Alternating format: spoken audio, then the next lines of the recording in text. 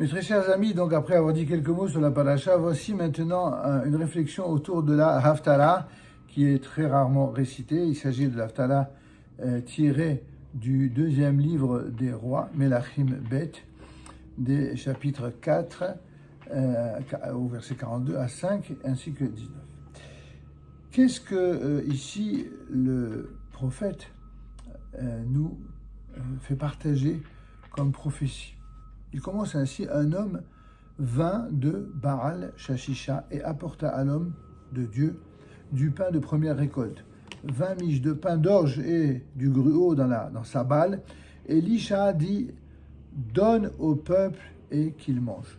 On voit qu'ici, le souci que va exprimer et manifester le prophète Elisha, eh bien, c'est de donner au peuple de la nourriture matérielle physique, c'est-à-dire la première, comme il est dit, Imen Kema, s'il n'y a pas de farine, il n'y a pas de subsistance, il ne peut y avoir de Torah, il ne peut y avoir de spiritualité. Donc on commence d'abord par la matérialité, ensuite la spiritualité. On commence d'abord par apprécier le retour du peuple juif en terre d'Israël pour affirmer une construction matérielle, et sur la base et sur le socle de cette structure matérielle, eh bien la spiritualité va être progressivement apportée par le Saint d'Israël. Mais il dit: mais donne au peuple et qu'il mange, car ainsi a dit Hachem. Il parle donc au nom de Dieu. Ils mangeront et il en restera. C'est-à-dire qu'en fait, ils seront rassasiés. Ceux qui sont obsédés par l'insuffisance matérielle, eh bien, ils veulent toujours 3 fois plus que ce que nécessaire. Et donc, ici, il est rassuré, le texte nous dit: il les servit, devant eux, ils mangèrent, et en effet, il en resta exactement comme l'avait dit Hachem. On voit ici qu'il y a une nécessité d'accompagner toute attitude matérielle ou matérialiste d'une attitude d'élévation morale et spirituelle qui donnera une véritable bracha à la dimension, une véritable bénédiction à la dimension matérielle. Naaman, qui fut le général d'armée du roi d'Aram, était un homme éminent devant son maître et très considéré parce que c'est par lui que Hachem avait donné la victoire à Aram. Et cet homme était un grand guerrier, mais c'était un Metzola. Il était frappé et atteint de Metzola, c'est-à-dire cette sorte de lèpre qui n'est pas vraiment comme on le sait, une maladie au sens physique, mais très particulière. On va le voir dans un instant. Or, Aram avait effectué des raids et il avait capturé une petite fille du pays d'Israël qui fut mise au service de l'épouse de Naaman. Elle dit à sa maîtresse: les demandes de mon maître devraient être présentées devant le prophète qui se trouve en Samarie. Vous savez, Shomron, le fameux Juda-Samarie dont nous parlons beaucoup aujourd'hui, eh bien, c'est là-bas qu'il le guérira alors de Tzarat. Alors Naaman vint l'annoncer à son maître en disant: voici ce qu'a dit la petite fille du pays d'Israël. Le roi d'Aram dit: va, rends-toi chez lui et j'enverrai une missive au roi d'Israël. Il se mit en route et prit avec lui 10 talents d'argent, 6000 pièces d'or et 10 vêtements de rechange. Et il apporta au roi d'Israël la missive qui disait: et maintenant, lorsque cette lettre te parviendra, voici, j'aurai donc envoyé vers toi mon serviteur Naaman pour que tu le guérisses de sa tzarat. Et là, le roi d'Israël, qui va être très surpris, en lisant cette lettre, il va déchirer ses vêtements, et il va presque se mettre en colère en disant: mais est-ce que je suis Dieu, moi, roi d'Israël, pour faire mourir ou pour faire vivre, pour que celui-là s'adresse à moi, pour que je guérisse un homme de sa tzaraat, de cette fameuse lèpre? Sachez et voyez qu'il cherche un prétexte contre moi. En d'autres termes, il y a une incapacité, déjà à l'époque des rois d'Israël, de comprendre ce que Dieu attend d'un chef d'Israël, d'un roi d'Israël, lorsqu'il n'interprète les choses qu'à travers le regard, le prisme et l'introspection et surtout l'analyse, est-ce qu'on appellerait en termes très modernes les géopolitiques d'aujourd'hui. C'est-à-dire que même quand on a affaire à des grands experts, tantôt militaires, tantôt politiques, ils ont tous un grand savoir, c'est vrai, mais il leur manque souvent, la plupart en tout cas, une dimension essentielle. C'est de comprendre que lorsqu'on parle d'Israël, lorsqu'on parle du peuple d'Israël sur sa terre, il y a une dimension qui est une dimension purement divine, qui fait appel à la foi et qui ne peut s'instiller dans aucun règlement, dans aucune loi, qu'elle soit nationale ou internationale, parce que si on ne tient pas compte de cette réalité-là, eh bien on ne peut faire que des fausses analyses et de faux décryptages, et les conclusions ne peuvent être que malheureusement falsifiées. C'est pourquoi lorsque Élisha, l'homme de Dieu, entendit que le roi d'Israël avait déchiré ses vêtements, il envoya dire au roi, « Mais pourquoi as-tu déchiré tes vêtements? Qu'il vienne chez moi et il saura qu'il y a un prophète en Israël. » Il faut effectivement parfois de l'audace au chef d'Israël pour oser des choses qui sont condamnées de toutes parts. Naaman vint avec ses chevaux, avec son char, et il se tint à l'entrée de la maison d'Élisha. Élisha lui envoya un messager disant « Va, trempe-toi 7 fois dans le Jourdain, ta peau redeviendra saine et tu seras purifié. » Naaman s'irrita est parti et il dit « Mais voici, moi je pensais qu'il sortirait à ma rencontre, qu'il se tiendrait là et qu'il invoquerait le nom de Hachem son Dieu, qu'il lèverait les mains vers l'endroit malade et qu'il guérirait ainsi de la Mishana. » Il y a des gens qui en sont encore, à l'époque comme aujourd'hui, du niveau de croire que le miracle, c'est simplement on fait des prières, on s'adresse à Dieu, boum, miracle. Je crois que le miracle, ce n'est que comme ça, d'une manière surnaturelle, d'une manière irrationnelle. Mais quand le miracle vient d'une manière rationnelle, d'une manière méritée, par le fruit d'un effort, il n'y croit pas, paradoxe. Alors quand cela provient de certains chefs d'Israël, qui ne sont pas des Talmidei Chachamim, on peut ne pas s'en étonner tant que ça.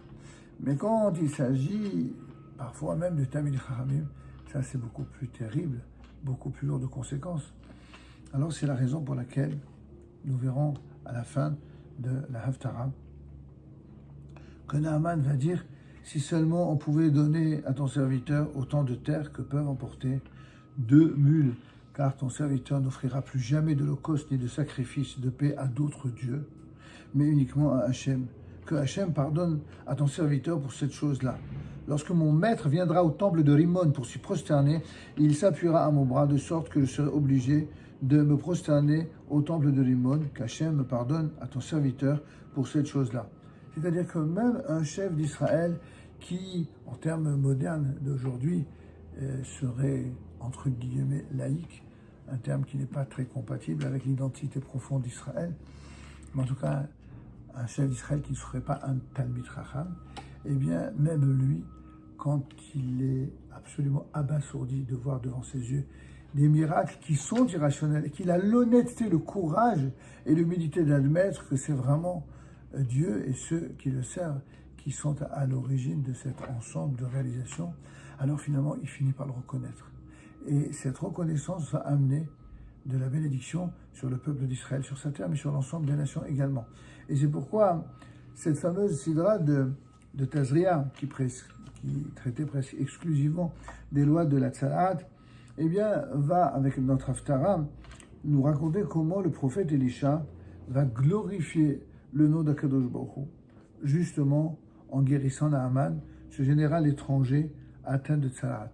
Et néanmoins, le choix de ce passage ne s'explique pas seulement par la ressemblance entre les sujets.